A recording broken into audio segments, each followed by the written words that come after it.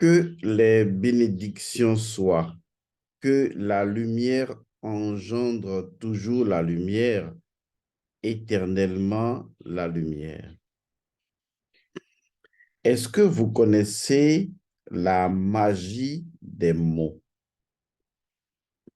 Les initiés connaissent très bien ce que je vais plutôt appeler la magie des mots, mais qui ressemble énormément à la manipulation des mots, à cette capacité à déformer les mots, à changer de place aux lettres ou à figurer les mots pendant que des sigles signifient autre chose, on leur fait passer d'autres informations. Être métaphysicien, c'est avoir donc la capacité de déceler derrière les mots l'esprit des mots et de ne pas se laisser piéger par les mots, car l'esprit des mots est libre, transcendant et porteur de vérités insondables que le mental ne peut décrypter, que seule l'intuition peut vous permettre de comprendre. Nous allons faire un petit jeu avant d'arriver à la thématique qui nous concerne, à savoir le décodage du nom du mot écrit ou du sigle sur la croix de Jésus-Christ, INRI. Nous allons décoder cela selon le langage initiatique. Mais avant, laissez-moi faire quelques petits jeux avec vous. Écoutez cette phrase. Grâce, impossible exécution. Écoutez cette autre phrase. Grâce, impossible exécution. Vous constatez naturellement qu'il y a une différence. Parce que j'ai juste changé l'intonation, que nous n'avons plus la même signification, même si on a les mêmes mots et que nous avons la même phrase. Grâce, impossible exécution. Grâce, impossible exécution. Et maintenant, allons au deuxième jeu pour que vous compreniez bien comment est-ce que les initiés manipulent finement les mots. Cela fait partie de leur métier. Parce que ce sont les experts de la langue. La langue étant Djouti ou tout simplement Totermès. Et donc, la langue est associée à la finesse, à la capacité de parler. C'est le pouvoir de la parole lorsque le verbe est libéré. Donc, ce qui caractérise vraiment un initié, c'est la langue. C'est sa capacité à manipuler la langue, à utiliser la langue, aussi bien dans les magies occultes, dans les magies qui permettent d'orchestrer un certain nombre de formules incantatoires, que dans la capacité à occulter des informations, à rendre les choses paraboliques ou à déformer, à enlever un mot, à déformer les choses, pas pour embêter les gens, mais pour que seul celui dont l'esprit des mots est prêt puisse saisir les mots. C'est ce qui crée la confusion à propos de ce livre qu'on appelle la Bible. Parce que beaucoup de personnes lisent les mots, mais très peu de personnes lisent l'esprit derrière les mots. Et souvent, les mots manquent. Les mots sont tronqués, volontairement, déformés, déplacés, remis dans des contextes assez confus. L'histoire ne correspondant pas à la réalité des faits. Pourquoi ces choses ont-ils été ainsi faites? Parce que les initiés sont des êtres futés, très intelligents, et qui utilisent le pouvoir de la langue de toutes les façons possibles, à savoir comment placer les mots pour cacher la vérité comme pour dévoiler la vérité. Faisons donc un second jeu. Je vous donne par exemple le sigle IM. OK? Allons autrement. Supposons que je suis détenteur de ce que j'appelle une richesse, ou peut-être je suis un pirate et j'ai trouvé un trésor. Et le trésor, personne ne sait quel trésor j'ai trouvé parce que ça fait partie certainement d'une légende, mais j'ai trouvé un trésor extraordinaire et le trésor coûte des milliards de milliards de milliards de dollars ou d'euros ou ce que vous voulez.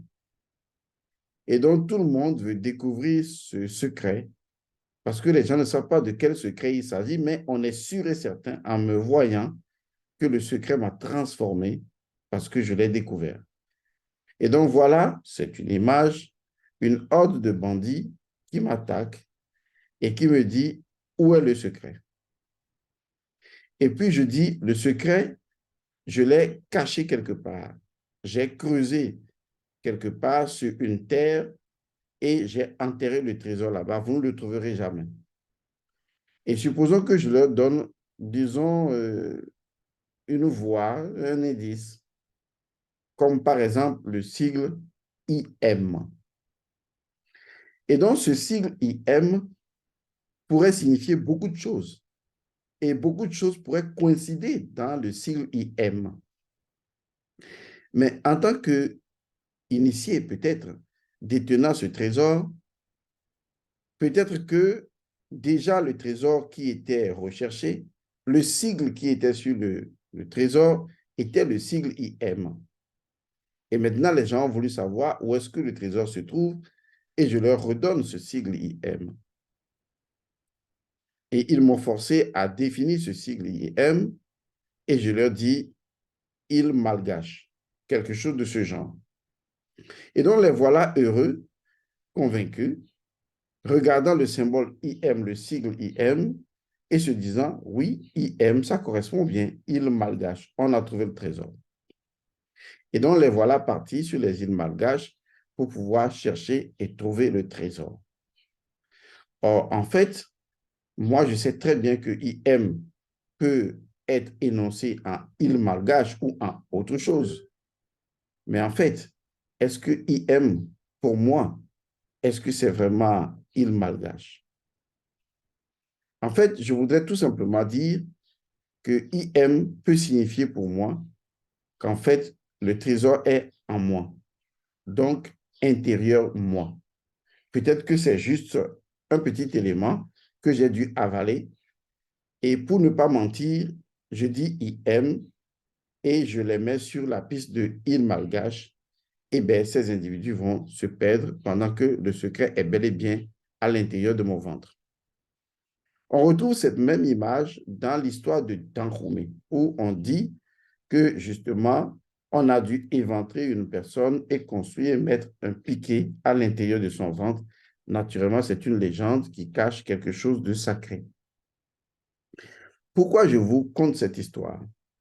Nous avions lancé la dernière fois une compréhension du mot INRI, I-N-R-I, gravé sur la croix de Jésus.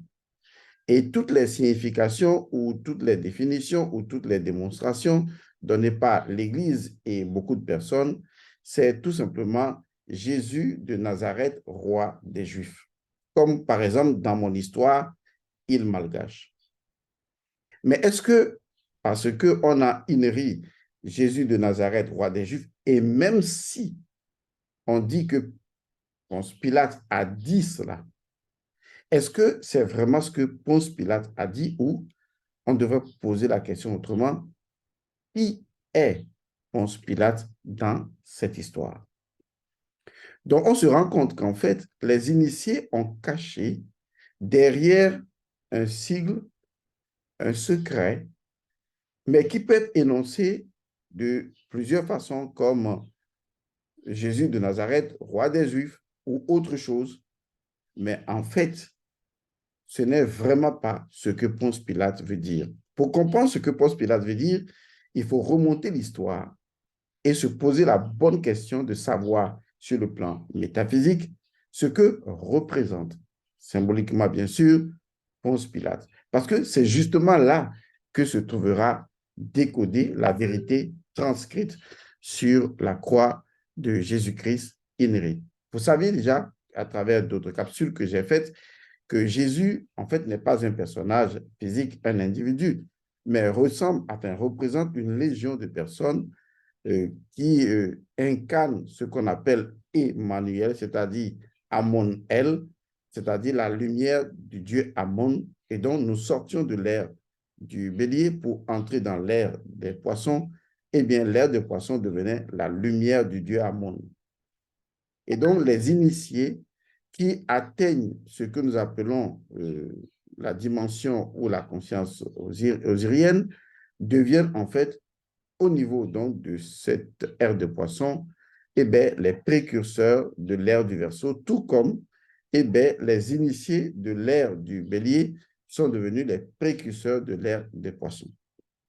Et donc, nous retrouvons justement cette lumière de Elle, cette lumière de Amon, comme Emmanuel, c'est-à-dire un groupe de personnes ou d'initiés qui portent la vérité du Dieu Amon dans la nouvelle ère. Et vous allez encore mieux comprendre quand je vais vous expliquer en fait la dimension métaphysique de Ponce Pilate. Alors, pour comprendre Ponce Pilate, il faut remonter dans l'Ancien Testament. Oh, Godson, Ponce Pilate n'est pas dans l'Ancien Testament. Oui, je sais.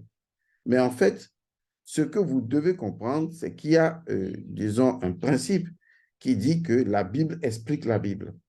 D'ailleurs, c'est le propre des Écritures sacrées de posséder cette fonction dynamique selon laquelle le livre sacré s'explique lui-même. Et donc, c'est ce que nous allons faire justement pour que les gens ne viennent pas dire que nous sommes en train de mentir. Maintenant, ouvrez votre esprit. Pour comprendre Ponce Pilate, il faut remonter justement dans l'Ancien Testament. Mais avant de remonter dans l'Ancien Testament, il faut aussi, dans le Nouveau Testament, remonter avant Ponce Pilate. Donc, il faut aller à Hérode. Hérode, qu'est-ce qu'il a fait, Hérode? Eh bien, Hérode a fait quelque chose ou aurait fait quelque chose que nous avons retrouvé également dans l'Ancien Testament. D'ailleurs, c'est pourquoi nous remontons à l'Ancien Testament. Les mages étaient venus voir donc Hérode pour lui dire, eh bien, voici un enfant du divin qui va venir au monde. Nous sommes venus l'honorer, les trois mages. Donc, Hérode, étonné, a consulté ses propres mages et effectivement, c'est vrai. Il leur dit, allez-y, vous le trouvez, vous venez m'informer et j'irai justement adorer cet enfant. Donc, Hérode, à un moment donné, n'ayant plus de nouvelles, a compris que justement, eh bien, il y avait un enfant qui serait roi, en griffe, roi des Juifs, et qui menacerait donc son trône. Et pour ce faire, Hérode a répété une scène de l'Ancien Testament, selon ce qui est dit sur le plan métaphysique, symbolique, mais une histoire qui ne s'est jamais produite dans la réalité historique des faits. Eh bien, Hérode aurait donné l'ordre d'assassiner les enfants nés ou les premiers enfants nés. Si vous retournez dans l'Ancien Testament, vous retrouverez pratiquement la même chose. Moïse, avec les 10 plaies d'Égypte, a été obligé à un moment donné, justement, de tuer ou de faire mourir les premiers-nés. En fait, il revient quelque chose souvent. Ce quelque chose qui revient dans ces deux tests, c'est justement une information métaphysique où on parle de premier-né. Vous retenez bien, premier et puis né. Qu'est-ce que ça vous rappelle? Si on revient à Hérode, on se rend compte que justement, Hérode, cette histoire n'a pas assassiné des enfants, des premiers-nés. Non, mais que ça signifie quelque chose. Puisqu'on se retrouve justement dans la même histoire de premier-né. Le mot premier-né représente tout simplement les principes premiers. Je vous explique, ne soyez pas confus. La naissance de Jésus devait donner une vérité fondamentale. La vérité fondamentale selon laquelle nous sortons d'une ancienne ère et nous rentrons dans une nouvelle ère. Je vous l'ai expliqué lorsque je vous ai parlé de l'année de naissance de Jésus, 12 930, où je vais expliquer que ça concerne un cycle donné où on entrait justement dans l'ère des poissons. Donc, la naissance de Jésus-Christ si on prend l'image que j'ai expliquée déjà, signifie tout simplement la mort des premiers-nés. Mais de quel premier-né? Eh bien, la mort des premiers-nés de l'ère ancienne.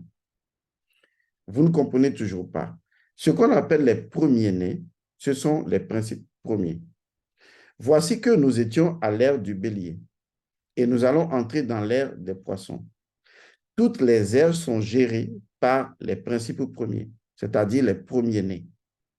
Lorsque nous sortons de l'ère du bélier pour entrer dans l'ère des poissons, il est normal que survienne forcément le meurtre, le meurtre, le meurtre des premiers-nés.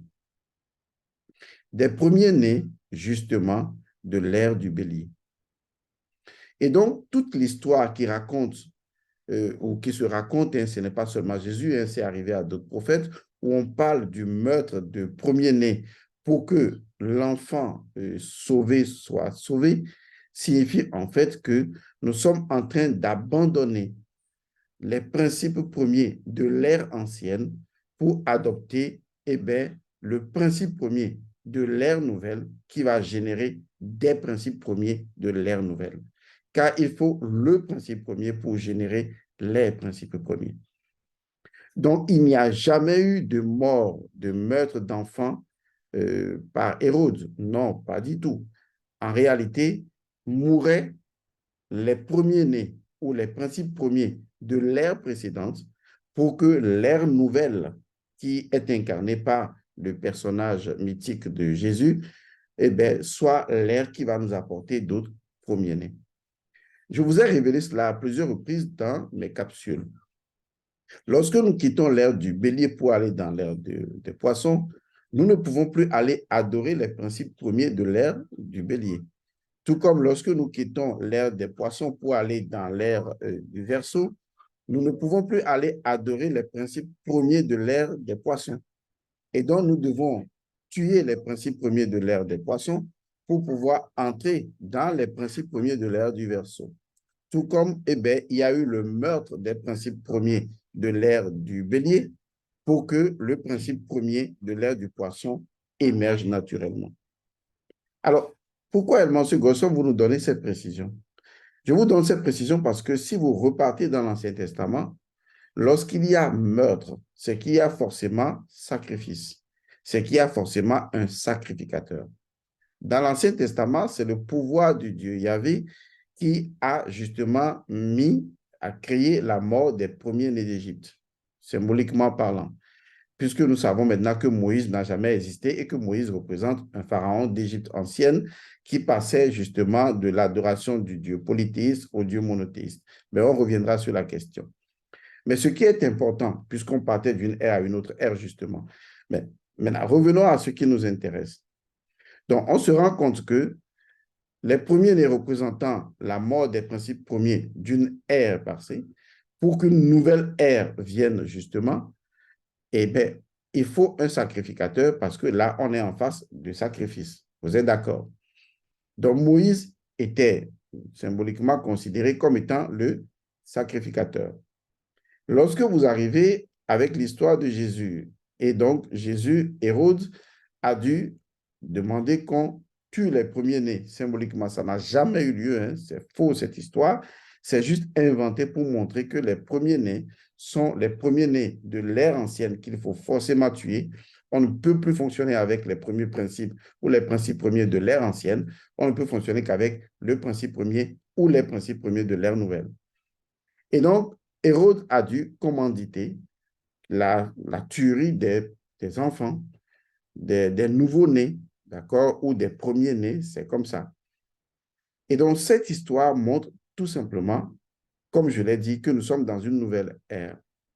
Et cela montre également que Hérode devient, de par le fait qu'il a le pouvoir régalien, le pouvoir royal de l'époque, le pouvoir matériel, bien sûr, il devient l'opérateur du pouvoir divin. En fait, il agit symboliquement comme étant un sacrificateur. Maintenant, faisons une pause. Laissez-moi vous dire que le pouvoir physique est toujours soumis au pouvoir divin. Est-ce que vous vous rappelez de cette phrase de Jésus à l'endroit donc de Ponce Pilate.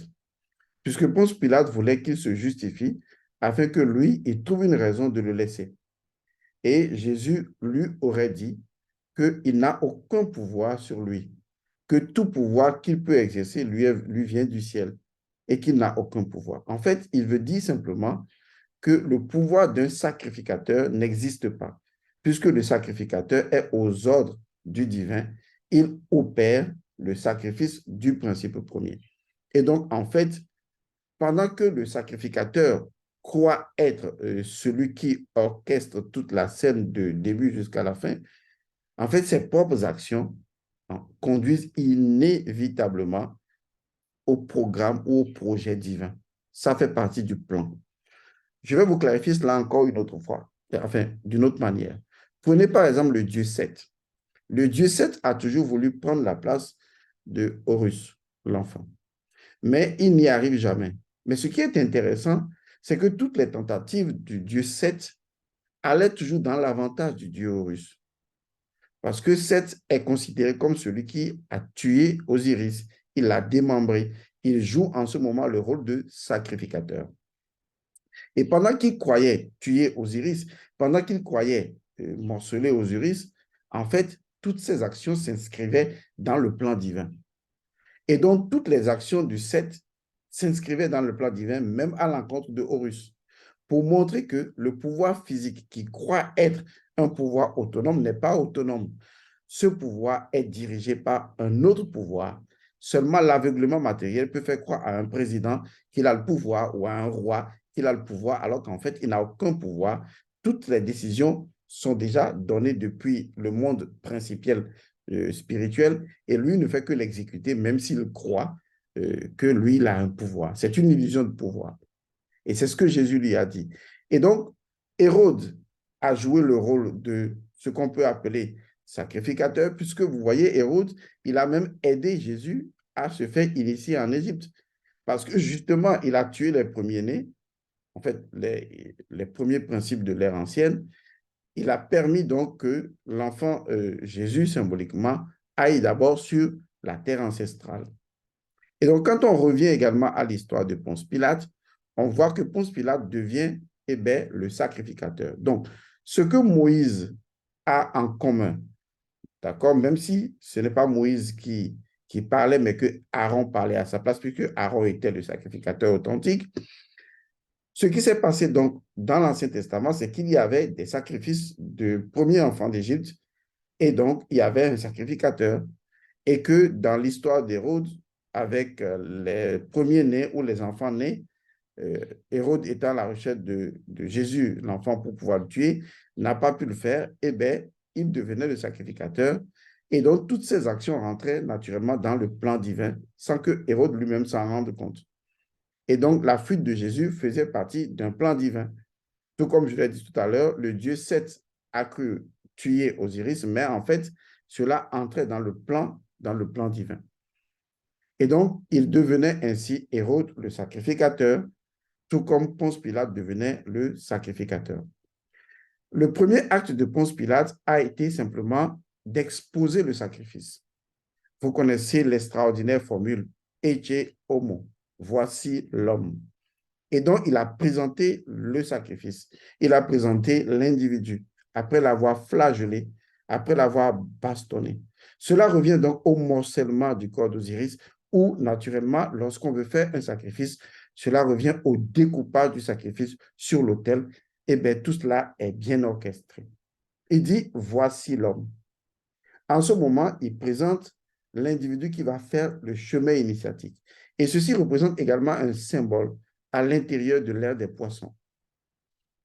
Et donc, cette présentation faite par Ponce Pilate montrait déjà que Ponce Pilate n'était pas Ponce Pilate. Certes, Ponce Pilate a existé, mais toujours est-il que les initiés, ceux qui ont la finesse de la langue, vont se servir de l'existence de Ponce Pilate pour fabriquer une autre histoire à laquelle Ponce Pilate n'aurait jamais participé.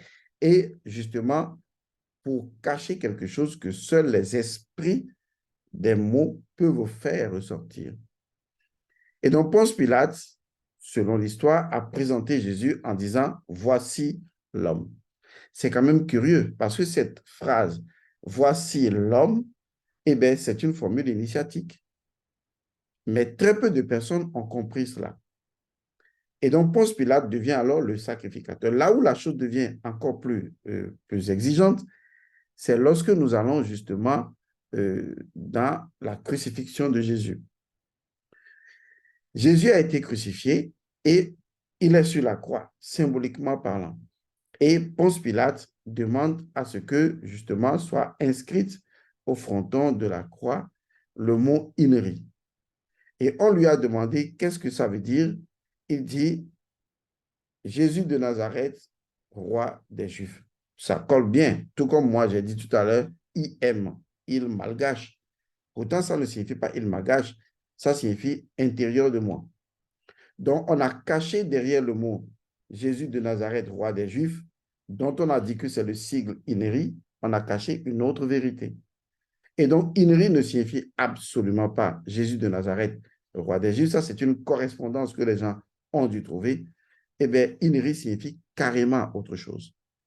De la même façon que Ponce Pilate disait « voici l'homme », dans le mot INRI, il disait également « voici quelque chose » que je vais vous révéler tout à l'heure. Mais avant cela, il faut retourner vers le dernier geste de Ponce Pilate, se laver les mains. C'est ce que nous faisons dans les traditions vaudou, dans les traditions africaines. Le sacrificateur ne doit pas porter la faute d'avoir tué le sacrifice, d'avoir présenté le sacrifice ou d'avoir tué l'animal. C'est pour cette raison que lorsque le sacrifice est fait, lorsqu'il a déjà tué l'animal pour le divin, selon l'ère du bélier ou du taureau dans lesquels on était, où il fallait faire des sacrifices, il y avait une dernière étape qui consistait donc en la purification de son âme. La purification de son âme, dans Ponce Pilate, c'est le lavement des mains. Car se laver les mains, se laver les pieds ou se laver la tête, eh bien, l'ensemble, se laver les parties, les parties terminales du corps, eh bien, cela revient à purifier son âme. Et donc, se laver les mains signifie simplement la purification de son âme. En fait, c'est le principe de l'innocence qui est associé au sacrificateur. Cela veut dire qu'en fait, celui qui a fait le sacrifice ne portera aucunement la faute d'avoir fait le sacrifice. Son rôle, son geste s'inscrit dans le fait qu'il porte le message du divin, il vient opérer un sacrifice au nom du divin pour le divin, et donc, naturellement, il ne doit pas être entaché du sang de l'animal qui est sacrifié ou du sacrifice qui a été fait. En fait, c'est le principe de l'innocence associé au sacrificateur. Sinon, imaginez, ça veut dire que tous les sacrificateurs qui sacrifient doivent porter un peu comme le péché de ce qu'ils font comme sacrifice. Mais dans le principe de fonctionnement, il est mis en place un rituel qui consiste au lavement ou à la purification qui innocente justement le sacrificateur et en fait celui-là justement qui a opéré au nom du divin, qui a été un plan ou qui a joué un rôle dans le plan du divin. Parce que c'est ainsi que c'est conçu initiatiquement. Et donc, Ponce Pilate est un sacrificateur. Il vient de faire un sacrifice. Il vient d'exposer et de crucifier, donc, symboliquement, Jésus. Et pour avoir fait cela, il ne l'a pas fait de lui-même. Il l'a fait parce qu'il fait partie d'un plan divin. Et après avoir accompli ce plan divin, eh bien, il s'est lavé les mains. En fait, il s'est purifié. En réalité, il a retrouvé naturellement son innocence. Tous les gestes liés à Ponce Pilate, à Hérode et à Moïse dans l'Ancien Testament, ce sont des comportements de sacrificateurs. Lesquels comportements ne sont pas loin du Dieu sétien qui a sacrifié Osiris et pourtant n'en est vraiment pas coupable dans le sens de culpabilité humaine, mais en fait, son acte fait partie d'un plan divin parce que sans cela, Osiris ne sera pas Osiris, juge des morts transcendant aujourd'hui dans ces trois états. On remarque alors qu'en fait, le mot Inri est écrit par un initié. qui s'est caché derrière Ponce Pilate, ou un groupe d'initiés caché derrière la figure de Ponce Pilate pour marquer justement le mot Inri. Que signifie Inri? Le mot Inri fait partie d'une langue, de la langue métaphysique. En réalité, le N porte une marque au-dessus. Et ce n'est plus un N, ça devient un GN. Dans la langue ou dans les langues africaines, on parle de Nyon, Nyon. Donc, en réalité, on n'a pas Inri, on a Iniri. Est-ce que vous voyez? On a Iniri. Il y a certaines personnes qui, comme j'ai lancé cela comme un défi, certaines personnes ont trouvé Inéré, mais, ou Énéré. Bon, mais ce n'est pas vraiment Énéré, c'est Igni, c'est Igniré. Vous voyez? En fait, c'est Igniri. Qu'est-ce que ça veut dire concrètement? Ça veut dire beaucoup de choses. D'accord? De façon plus simple, ça signifie voici ré, ou me voici ré, ou je suis ré. Et là, vous allez me dire, mais à la fin, c'est ri que nous avons. Vous demandez à n'importe quel véritable initié de l'Égypte antique, il vous dira précisément ceci. Et écoutez-moi bien. Dans les temples initiatiques, on ne dit jamais ré, on dit ri. Donc, quand vous dites le dieu ré, c'est ce que disent tous les profanes. Mais les initiés ne disent jamais ré dans les couvents. On peut le dire en dehors du couvent. Mais à l'intérieur, on dit ri ou on dit rei, rei ou ri, dont le nom ré se prononce ri à l'intérieur des temps. Donc, igniri, igniri, ça veut dire je suis ré, me voici ré. En réalité, l'image traduit tout simplement le soleil au zénith. Mais pas seulement au zénith, cela traduit à l'intérieur de l'ère des poissons le point culminant de l'ère des poissons, car chaque ère a son point culminant. Le point culminant de l'ère des poissons survient à une période à l'intérieur de l'ère des poissons, période au cours de laquelle on assiste à la naissance des êtres de lumière qui seront les annonceurs, qui seront les lumières de l'ère à venir. Comme Jésus-Christ n'est pas un personnage unique, mais une légion d'initiés, on nous dit que à un moment donné de l'ère des poissons a atteint son paroxysme, c'est-à-dire son point culminant, c'est-à-dire son point où les gens ont atteint des réalisations spirituelles, des âmes se sont osirifiées, et à un moment donné, ces âmes seront les éclaireurs de l'ère nouvelle, de l'ère du Verseau.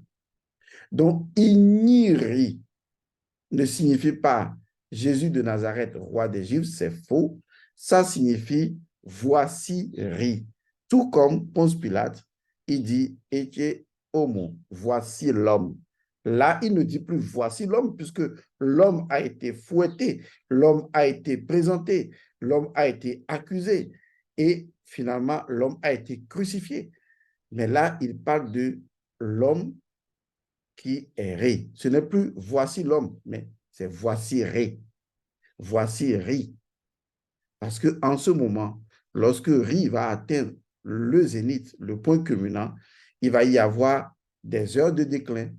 Et c'est ce qu'on va vous raconter, la 3e heure, la 6e heure, la 9e heure, parce que ce sont des heures de déclin au cours de laquelle, après le zénith, Ré va rentrer dans le monde souterrain, ce qui va inaugurer justement la résurrection de Jésus beaucoup plus tard. Vous comprenez donc qu'en réalité, on ne nous parle pas d'un personnage, on nous parle justement du cycle de la bague de Ré, en quelque sorte, qui se retrouve retranscrite à l'intérieur de chaque ère astrologique. Parce qu'à l'intérieur de chaque ère astrologique, il y a toujours le début de l'ère, il y a toujours le zénith de l'ère, il y a toujours la fin de l'ère. L'Égypte antique avait déjà caricaturé tout cela et nommé ça. nous avons justement le, le dieu Ré au lever du soleil, le dieu levant, qui est associé naturellement au scarabée ou à Képri. Nous avons le dieu Ré au zénith et nous avons le dieu Ré vieillard, qui est Atum, le dieu couchant. Ces trois étapes représentent justement les points essentiels dans chaque ère astrologique. Jésus, symbolique, a atteint le zénith. Voici Ré qui est apparu. Et donc, après, va rentrer dans le déclin et va tomber dans le monde souterrain de l'âme droite et va renaître encore plus tard comme la résurrection de Ré. Le cycle est le même, quelles que soient les ères astrologiques. Est-ce que vous comprenez? Donc, au sein de l'ère du Verseau, au sein de l'ère des Poissons, lorsque l'ère des Poissons atteint son point culminant, elle accouche des Christ, c'est-à-dire des personnes qui se sont réalisées, qui vont devenir les lumières de l'ère prochaine ou dans l'ère prochaine. Ces personnes vont subir des transformations, des transfigurations et vont revenir comme porte-lumière pour l'ère qui va venir. Vous avez compris, Inri signifie tout simplement voici Ré. Voici je suis Ré. Ou tout simplement je suis Ré. Je vous expliquerai la prochaine fois comment est-ce que la croix n'est pas positionnée devant nous, mais positionnée au-dessus de nous. Parce que la symbolique de la croix doit être positionnée au sommet, au zénith, couché. Et la personne sur la croix représente justement le Dieu Ré qui rayonne vers la terre. Dans cette figure, on verra très bien et clairement les quatre dieux qui sous-tendent l'énergie même du dieu Ré au zénith. Il s'agira tout simplement du dieu Chou, de Tefnut, de Nut et de Geb, qui vont générer les 5 autres divinités constituant ainsi l'Énéade.